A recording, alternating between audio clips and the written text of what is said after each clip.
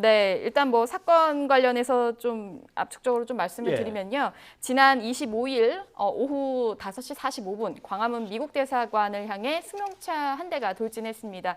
운전자는 40살 박모 씨였고요.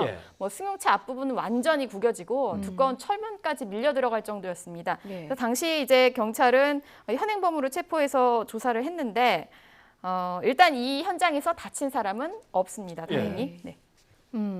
그 범행을 저지른 이유가 아직도 뚜렷하게 밝혀지지 않은 것 같은데 뭐 지금까지 나온 게 있습니까? 맞습니다. 그러니까 확실히 나오지 않고 있는데 자신은 이제 공안 검사라고 칭하기도 하고요. 상당히 횡설수설하기 때문에 수사에 그 진도가 나가지 않고 있다라고 이야기를 하고 있습니다. 근데 또 한 가지 좀 특이점 중 하나는 그 자동차 안 박스에 담긴 부탄가스 캔 20여 개가 또 발견이 됐는데 사실 이 사고가 더 좀 우리가 민감하게 반응할 수밖에 없는 것이 이번 주말에 미국 트럼프 대통령을 방한을 앞둔 상황이기 때문에 더 좀 긴장하는 상황이고요. 그래서 미국 대사와 부대사는 직접 현장을 둘러보고 수사 상황까지 좀 공유를 해달라고 요청한 상황입니다.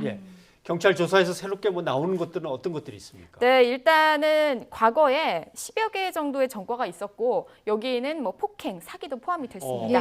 그리고 또 다른 경찰서에서 마약 혐의로 수사를 받고 있던 사실까지 확인이 됐습니다. 마약 혐의까지? 네, 그리고 이제 이 박 씨는 부모와 부산에서 거주를 했고 렌터카 회사에서 차량을 빌리고 서울로 올라와서 이 같은 범행을 저지른 것인데요.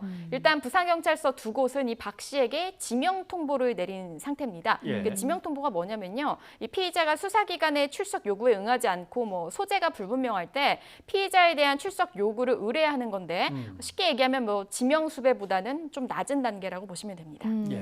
횡설수설한다고 했을 때 좀 의아했는데 마약 뭐 얘기를 들으니까 또 일면 이해가 가는 것도 있습니다. 그래서 그랬구나. 향후 경찰 수사는 어떻게 진행이 됩니까? 네, 일단 뭐 경찰은 마약에 취한 상태이거나 아니면은 정신질환에 의해 범행을 저질렀을 가능성을 두고 수사를 하고 있습니다. 그래서 일단 이 사건 수사 중인 게 종로경찰서인데요. 박 씨가 이 마약 검사를 계속 거부하고 있습니다. 그래서 이제 영장은 발부받아서 마약 투약 여부를 확인하기 위해서 이제 뭐 신병이 확보되면은 검사를 진행할 예정이고요.